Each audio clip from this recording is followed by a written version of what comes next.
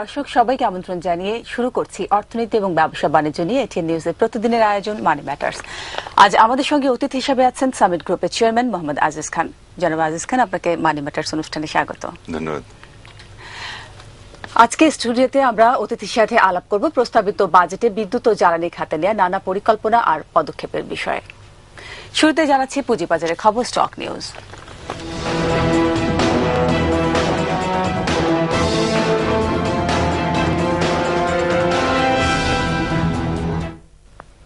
Share বাজারে update জানাচ্ছি। আজ ঢাকার শেয়ার বাজারের সাধারণ সূচক গতকালের চেয়ে 21 পয়েন্ট বেড়ে দাঁড়িয়েছে 4124 পয়েন্টে। লেনদেন হয়েছে 166 কোটি টাকার। দাম বেড়েছে 173টি প্রতিষ্ঠানের শেয়ারের, কমেছে 56টি প্রতিষ্ঠানের শেয়ারের দাম এবং অপরিবর্তিত রয়েছে 17টি প্রতিষ্ঠানের শেয়ারের দাম। দর্শক, এরপর চলে যাচ্ছি মূল আলোচনায়। বাজেট প্রসঙ্গে আমরা আলোচনা করব বিদ্যুৎ খাত এবং জ্বালানি খাতের যে বিষয়টি নিয়ে আপনার সাথে আজকে কথা বলার জন্যই আপনাকে আমরা আসলে আমন্ত্রণ জানিয়েছি এখানে। তো এই বিষয়টি নিয়ে আমরা আলোচনা করব। আমরা যেটা দেখছি যে বাজেটের যেই একটা পথ নকশা দেখানো হয়েছে এই জ্বালানি খাত নিয়ে, বিদ্যুৎ খাত নিয়ে, যেখানে বলা হয়েছে যে 2017 সালের মধ্যে 19,701 মেগাওয়াট বিদ্যুৎ উৎপাদন করা হবে। সেক্ষেত্রে আমরা দেখছি যে এখনো পর্যন্ত যে কয়লা নীতির ব্যাপারটা সেটি চূড়ান্ত করা হয়নি, পরবর্তী সরকারের হাতে ন্যস্ত করা হয়েছে, দায়িত্ব দেওয়া হচ্ছে, বা তরল প্রাকৃতিক গ্যাসের যে বিষয়টা আছে সেটাও কিন্তু চূড়ান্ত হয়নি। তা আপনি আসলে এই বিষয়গুলোকে কিভাবে দেখছেন? ধন্যবাদ। সর্বপ্রথম আমাকে এখানে ডাকার জন্য। It's always a pleasure to B here. Bangladesh তো একটা বিরাট সম্ভাবনাময় দেশ। এখানে 16 কোটির মানুষ আছে, 32 কোটি হাত আছে, তারা সবাই কাজ করতে চায়, তারা সবাই ইয়াং। কাজেই এই হাতগুলোকে কর্মে পরিণত করার জন্য সবচেয়ে বেশি যেটা প্রয়োজন সেটা হলো বিদ্যুৎ। সেই বিদ্যুতের প্রতি আমি মনে করি এই বাজেটেও সরকার একটা ভালো দৃষ্টি দিয়েছেন। এবং আমরা যদি কয়েক বছর দেখি, এই সরকার যখন প্রথম আসেন তখন 2550 কোটি টাকা 2008-09 অ্যালোকেশন ছিল জ্বালানি খাতে, জ্বালানি এবং বিদ্যুৎ খাতে। সেটা এবার বেড়ে হয়েছে 11,351 কোটি টাকা। তো সেটা প্রায় 400 গুণের মতন বেড়েছে। এই যে একটা বিরাট ফোকাস যে বিদ্যুতের প্রয়োজন এবং এই বিদ্যুতের মাধ্যমে কিংবা জ্বালানি এবং বিদ্যুতের মাধ্যমে দেশের উন্নতি হবে, এই আন্ডারস্ট্যান্ডিংটা একটা বিরাট বড় জিনিস। তুমি শুরু করেছো নেগেটিভ সাইডটা দিয়ে যে কয়লা নীতি হয়নি। আমি মানি কয়লা নীতি হয়নি। কয়লা নীতি একটা বিরাট বড় জিনিস, কারণ কয়লা নীতির সাথে এটি ইন আইসোলেশন খালি কয়লা নীতিটা চিন্তা করলে চলবে না। সেখানে চিন্তা করতে হবে যে বাংলাদেশের অ্যাকুইফার্স কতখানি পর্যন্ত ওপেন পিট মাইনিং নিতে পারবে। যদি আমাদের অ্যাকুইফার্স গুলি ভেঙে যায়, সেটার মাধ্যমে এনভায়রনমেন্টাল কি এফেক্ট হবে, সোশ্যাল কি এফেক্ট হবে। ঘন বসতিপূর্ণ এলাকা, Bangladesh is the most densely populated country in the world. সেখানে যদি ওপেন পিট মাইনিং করা হয়, সেই লোকদের কি হবে এবং অ্যাকুইফার্স গুলি প্রাইমারিলি কিভাবে যে ক্ষতিগ্রস্ত হবে সেটাকে কিভাবে মিটিগেট করা যাবে। কাজেই এটা একটা যারা মনে করেন যে একটা কয়লা নীতি যেন তেন ভাবে তো আর দেওয়া যাবে না, সেই হিসাবে আমি মনে করি না যে এত 5 বছর লাগা উচিত ছিল। এটা কিন্তু আমি মনে করছি না যে 5 বছর লাগা উচিত ছিল। কিন্তু 5 বছর যদি লেগেই যায় একটা দূরদর্শীপূর্ণ অনেক দিনের জন্য এবং বাংলাদেশের জনগণের উন্নয়ন এবং বাংলাদেশের এনভায়রনমেন্ট, বিশ্ব এনভায়রনমেন্টের কথা চিন্তা করে, তাহলে সেটার জন্য খুব বেশি যে দোষারোপ করা যায় সেটা বলে আমি মনে করি না। আর তোমার প্রশ্ন ছিল এলএনজি টার্মিনাল। এটা আমি মনে করি প্রথমে সরকারের একটু বেশি উচ্চাভিলাষী ছিল। বাংলাদেশে এখনো ন্যাচারাল গ্যাস পাওয়া যাচ্ছে। বাংলাদেশে যে ন্যাচারাল গ্যাস পাওয়া যাচ্ছে সেটার জন্য আমাদেরকে আরো বেশি মনোনিবেশ করতে হবে। সেদিক থেকে একটা ভালো জিনিস ঘটেছে যে আমরা সমুদ্রে এখন করতে পারছি, সমুদ্রে এখন এক্সপ্লোরেশন করতে পারছি। আরবিট্রেশনের মাধ্যমে আমরা জায়গাটা পেয়ে ওখানে করতে পারছি। সেটা আরো ওপেন ট্রান্সপারেন্টলি করা যেত কিংবা উচিত ছিল। এলএনজির বদলে আমার মনে হয় বাংলাদেশ সরকারের উচিত হবে বার্মার সাথে, মিয়ানমারের সাথে দেখা এবং মিয়ানমার থেকে কিভাবে থ্রু পাইপলাইন গ্যাস আনা যায় এবং বাংলাদেশে সেই গ্যাসটা কিভাবে ব্যবহার করা যায় সেদিকে মনোনিবেশ করা, সেটা অনেক কম খরচে আমার মনে হয় অনেক দ্রুততার সাথে সম্ভব হবে যদি ইন্টারন্যাশনাল রিলেশনস এর মাধ্যমে বাংলাদেশ মিয়ানমারের সাথে ওরকম একটা সম্পর্ক করতে পারে। আমরা এবারে বাজেটেও দেখছি কিন্তু ভর্তুকির বাড়ানো হচ্ছে, ভর্তুকির যে বিষয়টা আছে যে গত বছর ছিল 1400 কোটি টাকা ভর্তুকি এবং এবছর দেখানো হচ্ছে যে 5500 কোটি টাকা। এরই মধ্যে কিন্তু 6 বার সরকার বিদ্যুতের দাম বাড়িয়েছে। তো এই পরে আসলে এত ভর্তুকি দিচ্ছে কেন সরকার, আপনার কি মনে হয়? দেখো, আমরা বাংলাদেশে বিদ্যুৎ উৎপাদন করতাম আগে ন্যাচারাল গ্যাস দিয়ে, প্রায় 90-95% বিদ্যুৎ উৎপাদিত হতো, মাত্র 3000 মেগাওয়াটের ভিতরে 90-95% বিদ্যুৎ উৎপাদিত হতো ন্যাচারাল গ্যাস দিয়ে, যেটা বাংলাদেশ খুব কম মূল্যে বিক্রি করে। বিদ্যুতের মূল্যটার দুটা অংশ আছে, একটা হলো জ্বালানির অংশ আর একটা হলো অন্যান্য খরচাদি ইনক্লুডিং ক্যাপিটাল কস্ট। এখন জ্বালানির খরচ যখন বেড়ে যাচ্ছে, আমদানিকৃত তরল জ্বালানি দিয়ে যখন বিদ্যুৎ উৎপাদন করতে হচ্ছে, তখন এই 12 টাকার ভিতরে দেখা যাচ্ছে 10 টাকাই হলো জ্বালানির খরচ। এখন প্রশ্নটা হলো, আমরা এই জ্বালানিটা ব্যবহার না করে কোন জ্বালানি ব্যবহার করতে পারতাম?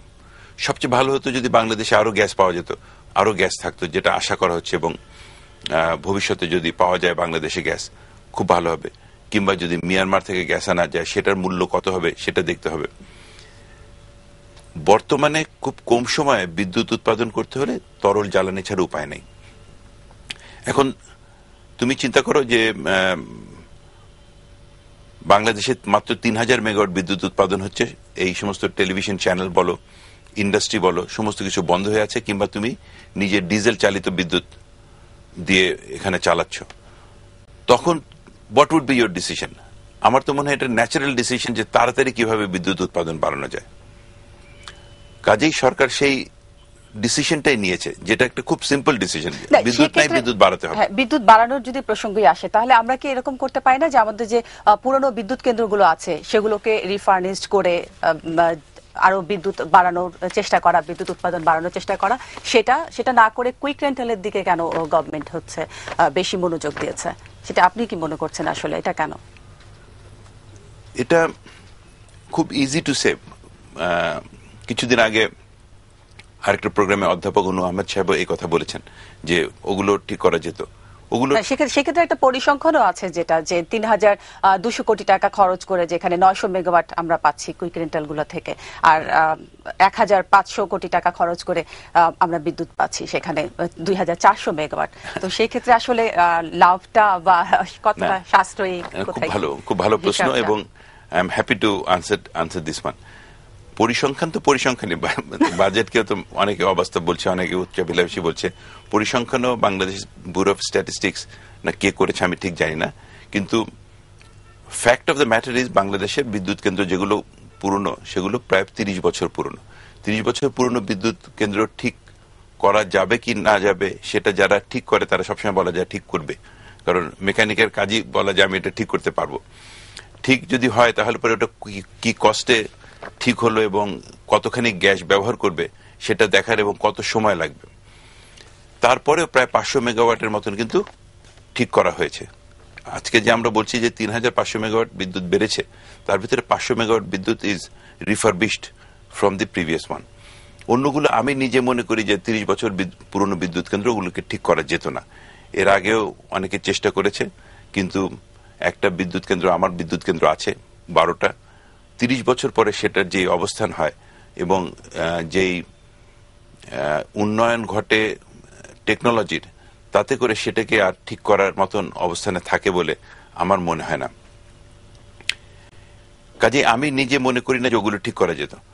যেটা চেষ্টা করা উচিত ছিল যে আগেই প্রাইমারি এনার্জি কিভাবে আসবে, মানে আমাদের সরকার গুলোকে যদি একটু লার্জার কনটেক্সটে দেখি, তাহলে সব সরকারকে চিন্তা করতে হবে যে আমরা এনার্জি সিকিউরিটি কিভাবে পাবো এবং প্রাইমারি এনার্জি কিভাবে দিব। বিদ্যুতের মূল্য বলো আর আমাদের কম্পিটিটিভনেস ইন ইন্ডাস্ট্রি বলো, this depends on what is the cost of primary energy, এবং কস্ট অফ প্রাইমারি এনার্জি কিভাবে কম রাখা যায়। সেজন্য বলছিলাম যে অনেক দূরদর্শিতার সাথে কয়লা নীতি করতে হবে, মিয়ানমারের সাথে একটা রিলেশনশিপ স্থাপন করতে হবে, যার মাধ্যমে তাদের কাছ থেকে থাইল্যান্ড গ্যাস পাচ্ছে, এখন ইন্ডিয়া গ্যাস নেবার চেষ্টা করছে, এবং বাংলাদেশের সাথে এই মিয়ানমারের একটা বর্ডার আছে, সেখান থেকে আমরা কিভাবে গ্যাস আনতে পারি। এবং তৃতীয়ত নিউক্লিয়ার পাওয়ারে আমাদেরকে যেতে হবে। চতুর্থত খুব ইম্পর্টেন্ট আরেকটা যেটা রয়ে গেছে, যে ভুটানের সাথে আমরা কিভাবে একটা ভালো রিলেশনশিপ করে ইন্ডিয়ার মাধ্যমে জলবিদ্যুতের ওখান থেকে আনতে পারি, জলবিদ্যুৎ যেটা কম মূল্যে আসবে। এই সমস্ত দূরদর্শী চিন্তা ভাবনা কিন্তু আমাদেরকে আসতে হবে, এবং সেটার প্রতি খুব ফোকাসড ভাবে কাজ করতে হবে। মানে এই আপনি যেটা বললেন যে আমাদের দূরদর্শী সম্পন্ন হতে হবে বা আমাদের এই বিষয়ে চিন্তা ভাবনা করতে হবে, তা আপনারা আসলে মানে এই ধরনের কোনো উদ্যোগ নিচ্ছেন কিনা যে সরকারের সাথে কথা বলে? কেননা আপনারা তো এই ক্ষেত্রে এই একজন মানে পায়োনিয়ার উদ্যোক্তা, আপনারা কি চিন্তা ভাবনা করছেন আসলে মানে উদ্যোগ নেওয়ার চেষ্টা করছেন? আমি নিজে প্রাইভেট সেক্টর থেকে ভুটানে গিয়েছি, যেখানে ওখানে যে মাননীয় ওনাদের যে বিদ্যুৎ মন্ত্রী এবং জ্বালানি মন্ত্রী মিস্টার খান্ডো, ওনার সাথে আলাপ করেছি। ওনারা সবাই কিন্তু খুব উদার, বলছেন যে আমরা আপনাদেরকে দিতে রাজি আছি, কিন্তু এটা ইন্ডিয়ার উপর দিয়ে আসবে, কাজে এটা সিঙ্গুলারলি ভুটানেরও ইচ্ছা বাংলাদেশের ইচ্ছাতে চলছে না, সাথে ভারতেরও ইচ্ছা প্রকাশ করতে হবে এবং থাকতে হবে। এখন ভারতের সাথে যখন কথা বলা হচ্ছে, তাদের সাথে আমি কথা বলেছি, তাদের মাননীয় মন্ত্রীদের সাথে কথা বলেছি, তারাও কিন্তু বলছেন যে আমাদের কোনো অসুবিধা নেই। আমি সেই জন্য টাটার সাথে কথা বলেছি যে ওনারা ট্রান্সমিশন দিবেন কিনা। তারপরে যে প্রবলেমটা হয় যে ভুটানে যে বলা হচ্ছে 30,000 মেগাওয়াট বিদ্যুৎ সম্ভাবনা আছে, সেই সম্ভাবনাটা আসলে পাহাড়টা তো এভাবে এভাবে যায়। এখন পিছনের পাহাড় যেটা, সে পাহাড়ে যাবার জন্য তো সামনের পাহাড়গুলোকে ডিঙ্গিয়ে পিছনের পাহাড়গুলোতে যেতে হয়। সামনের পাহাড়গুলো সবই আসলে ভারত সাথে চুক্তিবদ্ধ হয়েছে ভুটান বিদ্যুৎ উৎপাদনের জন্য। এখন আমাদেরকে বলছে যে তোমরা পিছনের পাহাড় থেকে বিদ্যুৎ উৎপাদন করো। সামনের পাহাড় ডিঙ্গিয়ে পিছনের পাহাড়ে যে হাজার হাজার লক্ষ লক্ষ লোক নিয়ে একটা ড্যাম তৈরি করা, এটা ফিজিক্যালি এখনো পসিবল না। কাজে আমাদের আবার ওই ভারতীয় কোম্পানির সাথে, যারা ভারতীয় সরকারি প্রতিষ্ঠান এবং বেসরকারি প্রতিষ্ঠান যারা ওখানে বিদ্যুৎ উৎপাদন করছে, তাদের সাথে একটা পার্টনারশিপে যেতে হবে, যে এত মেগাওয়াট আপনারা বিদ্যুৎ উৎপাদন করছেন, তার ভিতরে 20% 30% আমাদেরকে দেন। সেই আলোচনাতেও আমরা চেষ্টা করছি, সেদিক দিয়েও আমরা এগিয়ে যাচ্ছি। জনাব আজিজ, কথা বলছিলাম যে বাজেটে বিদ্যুৎ এবং জ্বালানি খাতে নেওয়া বিভিন্ন পরিকল্পনার বিষয়গুলো নিয়ে আপনি বলছিলেন আমাকে। আমাদের এবার বাজেটে আমরা যেটা দেখেছি যে কালো টাকা সাদা করার বিষয়টা, সেটা আবাসন খাতকে প্রমোট করার জন্য সেইখানে দেওয়া হয়েছে, বেশি সুযোগ দেওয়া হয়েছে। তো এটা আমরা যদি শিল্পায়নের ক্ষেত্রে বা অবকাঠামো উন্নয়নের ক্ষেত্রে যদি এই বিষয়টা আসলে আরো নজর দেওয়া হতো, তাহলে আপনার কি মনে হয় যে আমাদের অর্থনীতির উপর চাপটা আরো কম পড়তো বা আমাদের অর্থনৈতিকভাবে আমরা একটু উপকৃত হতাম? ধন্যবাদ, আবার খুব ভালো প্রশ্ন। এখন আমি নিজে যেটা মনে করি, আমি আমার পার্সোনাল ওপিনিয়ন দিব। প্রথমত তো কালো টাকা হবে কেন? আমার মনে হয় বাজেটে বাংলাদেশ সরকারের তরফ থেকে বাজেট একটা সরকারের principal job, principal responsibility as well as principal weapon is budget. যে তার সে কি পায়, আজকাল টাকা পায়, আমাদের কাছ থেকে টাকা নেয়, নানান জায়গা থেকে টাকা নেয়, সেটাকে কিভাবে অ্যালোকেট করবে, সেই অ্যালোকেশনের মাধ্যমে তার একটা দূরদৃষ্টি সম্পন্ন বাংলাদেশকে উন্নয়ন কিভাবে করবে। তো বাংলাদেশে কালো টাকা হবে কেন, সেইটা প্রশ্নটা আমার কাছে প্রশ্ন হলো সরকারের কাছে, কালো টাকা হয় কেন? আপনি কেন কালো টাকাকে উৎপন্ন হতে বন্ধ করতে পারছেন না? কালো টাকা হয় কারণ স্মাগলিং হয়।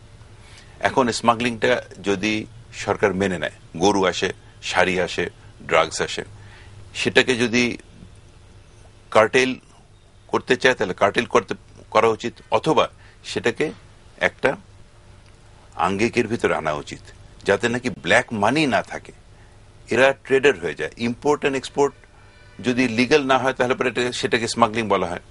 এখন গরু, শাড়ি এগুলো যখন আসছে, সেটাকে যদি একটা ফ্রি ট্রেড এগ্রিমেন্টের মাধ্যমে, কিংবা অল্প একটা সরকার করেছেন যে ওই কি হাট বলে, মানে যেখানে যেখানে বর্ডার আছে, বর্ডার হাট কি বলেছেন, সেটাকে আরো বড় পরিসরে করলে পারে কিন্তু ব্ল্যাক টাকা থাকে না, এক নম্বর। দুই নম্বর হলো যে ব্ল্যাক টাকাটাকে কিভাবে আমাদের দেশে রাখা যায় এবং কিভাবে ঠিক মতন ব্যবহার করা যায়, যেটা আপনি প্রশ্ন করেছেন, তুমি প্রশ্ন করেছো, সেটা কিভাবে রাখা যায় সেটাও দেখা প্রয়োজন। এখন আবাসন খাত নিশ্চয়ই ইম্পর্টেন্ট, ইন্ডাস্ট্রি আরো important, electricity generation most important. তো সেইভাবে দেখতে গেলে পরে আবাসন খাতে দিলে এগুলো তো দেওয়া উচিত ছিল, কিন্তু তবু ইট ডাজ নট ম্যাটার। কারণ যারা নাকি ব্ল্যাক মানি যাদের কাছে আসলে আছে, তারা যে খুব বেশি ব্ল্যাক মানি বাংলাদেশের ব্যবহার করছে সেটা ঠিক না। তারা ব্ল্যাক মানিটা বিদেশে নিয়ে যাচ্ছে। আমার কাছে এখানে একটা স্ট্যাটিস্টিক্স আছে, আমি যদি আপনাদের টেলিভিশনে দেখাতে পারেন, ক্লোজ আপে দেখাতে পারেন, এখানে আমরা এখানে একটা পরিসংখ্যান দেখছি যে বাংলাদেশ থেকে প্রায় $14 বিলিয়ন গত 10 বছরে বিদেশে চলে গেছে। $14 বিলিয়ন। আমাদের রিজার্ভ $15 বিলিয়ন, গত 10 বছরে $14 বিলিয়ন বিদেশে চলে গেছে। এই টাকাটা বিদেশে চলে গেল কেন? এই ডলারগুলো যদি বাংলাদেশে থাকতো তাহলে আপনার ব্ল্যাক মানি বলেন, পদ্মা ব্রিজ বলেন, আপনি বিদ্যুৎ খাতের ইসের কথা বলছেন, যে বিদ্যুৎ খাতে অবকাঠামো উন্নয়ন, সাবসিডির কথা বলছেন, এই কোনো কিছুরই কিন্তু প্রয়োজন হতো না। এই টাকা দিয়ে সেটা করা যেত। এটা কিভাবে ফেরত আনা যায়? বাংলাদেশে কি একটা অফশোর ব্যাংক করা যায় না? কিংবা বাংলাদেশ সরকার বাংলাদেশ ইনফ্রাস্ট্রাকচার ফেসিলিটেশন ফান্ড করেছেন, সেখানে যদি একটা স্পেশাল ওনারা দিতেন যে ওখানে ডলার ডিপোজিট রাখতে পারবেন, সেই ডলার ডিপোজিটটা বিদেশে যে কোনো সময় নিতে পারবেন, তাহলে পরে তো এই টাকাগুলো বিদেশে যেত না। এই টাকাগুলো বিদেশে যায় লোকের অসুস্থতার কারণের জন্য নিয়ে যায়, ছেলে মেয়েদেরকে লেখাপড়া করানোর জন্য নিয়ে যায়, কখনো খারাপ কাজের জন্য নিয়ে যায়। সেটা যদি বাংলাদেশের ব্যাংকগুলোতেই থাকতে পারতো তাহলে তো $14 বিলিয়ন আমাদের বেশি থাকতো, এটা তো কালো টাকা হতো না। আমার আপনার মাধ্যমে প্রশ্ন যে বাংলাদেশ সরকারের চিন্তা করা উচিত যে কালো টাকা কিভাবে তৈরি না হয় আমাদের ইকোনমিতে, সেটার কথা চিন্তা করা, রাদার দেন কালো টাকা কিভাবে ব্যবহার করবে। প্রথমে একটা খারাপ জিনিস তৈরি করবেন, তারপরে সে খারাপ জিনিসকে ব্যবহার করবেন। তার থেকে ইজন্ট ইট বেটার যে খারাপ জিনিসটা নাই হোক? সেটা আসলে করা যেতেই পারে। সেই জন্য আসলে আমাদের মনে হয় আরো ভালো করে মানে উদ্যোগগুলা নেওয়ার ক্ষেত্রে চিন্তা ভাবনা করে এই ধরনের উদ্যোগ নেওয়া উচিত। আরেকটা যেটা বিষয়, যে এই যে কুইক রেন্টালের বিষয়টা আমি আবার আনছি, যে কুইক রেন্টাল, কুইক কথাটাই আসলে তাড়াতাড়ি, যেটা আমরা জানি যে কুইক রেন্টালটা 3 বছরের জন্য স্বল্প মেয়াদে একটা করা হয়েছিল, একটা প্রজেক্ট ছিল, সেটাকে এক্সটেন্ড করা হয়েছে। সেক্ষেত্রে আসলে এটা কতটা আসলে কস্ট এফেক্টিভ হবে? এটা তো আপনাকে কতক্ষণ আগে যেটা বলছিলাম, নামটা ভুল, আপনিও বলেছেন। কারণ বিদ্যুৎ কেন্দ্র, একটা বিদ্যুৎ কেন্দ্র হয় বেজ লোড, আরেকটা বিদ্যুৎ কেন্দ্র হয় পিকিং। এগুলোকে পিকিং বিদ্যুৎ কেন্দ্র বলা যেতে পারতো, কারণ সন্ধ্যা 6টা থেকে রাত্রি 12টা পর্যন্ত আমাদের বিদ্যুতের ডিমান্ড প্রায় ডবল হয়ে যায়। তখন এই বিদ্যুৎ কেন্দ্রগুলো সবসময় লাগবে। আজকে যেরকম লাগছে, যখন নাকি বড় বড় বিদ্যুৎ কেন্দ্র হবে, গ্যাস ভিত্তিক বড় বিদ্যুৎ কেন্দ্র হবে, কয়লা ভিত্তিক বড় বিদ্যুৎ কেন্দ্র হবে, তখনও এই বিদ্যুৎ কেন্দ্রগুলো লাগবে। কিন্তু তখন লাগবে সন্ধ্যা 6টা থেকে রাত্রি 12টা পর্যন্ত। এখন লাগছে 24 ঘন্টা। এই বিদ্যুৎ কেন্দ্রগুলো যখন নাকি আমাদের ধরেন 15,000 মেগাওয়াট বিদ্যুৎ উৎপাদন হবে, এবং তার ভিতরে 12,000 মেগাওয়াট বিদ্যুৎ উৎপাদন হবে গ্যাস থেকে এবং কয়লা থেকে, তখন তো এই 3,000 মেগাওয়াট বিদ্যুৎ কেন্দ্র আপনার পিকিং প্লান্ট হিসাবে লাগবে। কাজে এগুলোর নামের ভিতরে আগে ওই কুইক জোড়া দিয়ে কিংবা রেন্টাল জোড়া দিয়ে সরকার ভুল করেছে, যেজন্য আমরা বারে বারে এটাকে খারাপ বলছি। ইট ইজ এ নেসেসারি বিদ্যুৎ কেন্দ্র। আমরা প্রথম যে বিদ্যুৎ কেন্দ্র করেছিলাম খুলনা পাওয়ার কোম্পানি, সে খুলনা পাওয়ার কোম্পানিও ফার্নেস অয়েলে চলতো, কারণ খুলনাতে গ্যাস নাই। বাংলাদেশে যখন যেখানে গ্যাস নাই, কিংবা ঢাকা শহরে যদি গ্যাস না থাকে, কিংবা চিটাগং শহরে যদি গ্যাস না থাকে, তাহলে আপনাকে অবশ্যই ফার্নেস অয়েল দিয়ে বিদ্যুৎ উৎপাদন করতে হবে। আপনাকে অবশ্যই আমদানিকৃত জ্বালানি দিয়ে, কয়লা কিংবা ফার্নেস অয়েল দিয়ে বিদ্যুৎ উৎপাদন করতে হবে। কাজে ইট ইজ এ মিসনোমার, এবং এখানে জ্বালানির মূল্য বেশির জন্য দামটা বেশি পড়ছে। কুইক রেন্টাল নামের জন্য না, কিংবা বিদ্যুৎ কেন্দ্র খারাপ সেটার জন্য না, কিংবা বিদ্যুৎ কেন্দ্রের মালিকরা বেশি মুনাফা করছে সেটার জন্য না। বেশিরভাগ মালিক এক্ষেত্রে মুনাফা করছে না। যদিও আমি বলছি না যে আমরা মুনাফা করছি না, আমাদের কোম্পানি মুনাফা করছে, কিন্তু বেশিরভাগ মালিকই মুনাফা করতে পারছে না।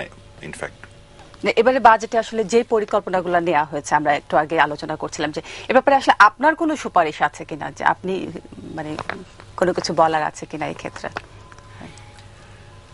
আমি যেটা বলতে চাই, যে অনেকে বলে যে উচ্চাভিলাষী বাজেট হয়েছে, আমি সেটাতে মানি না। আমি মনে করি যে মানুষের তো উচ্চাভিলাষী হওয়ার কথা, দূর দৃষ্টি সম্পন্ন হওয়ার কথা। যেটা আপনাকে বলছিলাম যে 16 কোটি মানুষ, 32 কোটি হাত, তাদের হাত কাজ করতে পারছে না অর্থের অভাবে। অর্থায়ন করলে পরে একটা মুক্তবাজার অর্থনীতিতে অর্থের প্রয়োজন, সেটা বাড়াতে পারবে না। কেন বাড়াতে পারবে না? আমাদের জিডিপি যদি দেখেন আপনি, আমাদের জিডিপি হলো 11,88,800 কোটি টাকার জিডিপি, গ্রস ডোমেস্টিক প্রোডাক্ট। তার 18.7% হলো 2,22,491 কোটি টাকা, যেটা সরকারের ব্যয় এবার দেখানো হচ্ছে। এটা ভারতের থেকে কম, পাকিস্তানের থেকে কম, আফ্রিকান যে সমস্ত ডেভেলপিং কান্ট্রি আছে তাদের থেকে কম। তো জিডিপির 20% তো করাই উচিত আমাদের ব্যয়। আপনি যদি ব্যয় না করেন, আপনি যদি এর ভিতরে অবশ্য অনেকখানি খাত আছে যেটা ডেভেলপমেন্ট খাত না, কিন্তু ডেভেলপ করতে হলে আপনাকে একটা বড় বাজেট করতেই হবে, এবং সেই বড় বাজেটের অর্থ সংকুলন কিভাবে করবেন সেটা চিন্তা করতে হবে। সেই দিকেই আমাদের এগোচ্ছে, এবং আমি মনে করি যে মাননীয় অর্থমন্ত্রী এবারকের বাজেট সবচেয়ে ভালো বাজেট দিয়েছেন। আমি মনে করি ওনার প্রথম থেকে এরকম উচ্চাভিলাষী বাজেট দেওয়া উচিত ছিল, যাতে নাকি আমরা সবাই বেশি কাজ করি, আমরা সবাই বেশি উৎপাদন করি, এবং সেই উৎপাদনশীলতা বাড়িয়ে ইনকাম দেশের বাড়াই, জিডিপি বাড়াই, গ্রস ডোমেস্টিক প্রোডাক্ট বাড়াই। এটা 6%-এর জায়গায় 10%-এ নেই। সে 10%-এ নেওয়ার জন্য কি কি প্রণোদনা প্রয়োজন, কি কি সাহায্য প্রয়োজন, কি কি পলিসি সাপোর্ট প্রয়োজন সরকারের, কি কি ফিসক্যাল ইনসেন্টিভস প্রয়োজন, সেগুলোর দিকে দেখি। সেই সাথে আপনার সাথে যখন কথা বলছি, এখানে একটা বিরাট রোল প্লে করে ফিল গুড ফ্যাক্টর, একটা যে কেমন ফিল করছে। তো সেখানে মিডিয়া সবচেয়ে বড় রোল প্লে করে। আমাদের বাংলাদেশের অনেক মিডিয়া, অনেক পত্রিকা আমি দেখি 365 দিনের ভিতরে 300 দিনই হেডলাইন নিউজটা সবসময় খারাপ দিয়ে তৈরি হয়। সেখানে যদি হেডলাইন নিউজটা মাঝে মাঝে ভালো হতো, আর একটু বেশি ভালো হতো, তাহলে আমাদের একটু ভালো লাগতো, দেশের ভালো লাগতো, বিদেশিদের ভালো লাগতো, একটা পজিটিভ ফিলিং হতো। পজিটিভ ফিলিং হলে পরে লোকজন ভালো কাজ করত। জনাব আজিজ খান, আপনাকে অসংখ্য ধন্যবাদ আমাদের অনুষ্ঠানে আসার জন্য। ধন্যবাদ। প্রিয় দর্শক, এই ছিল আমাদের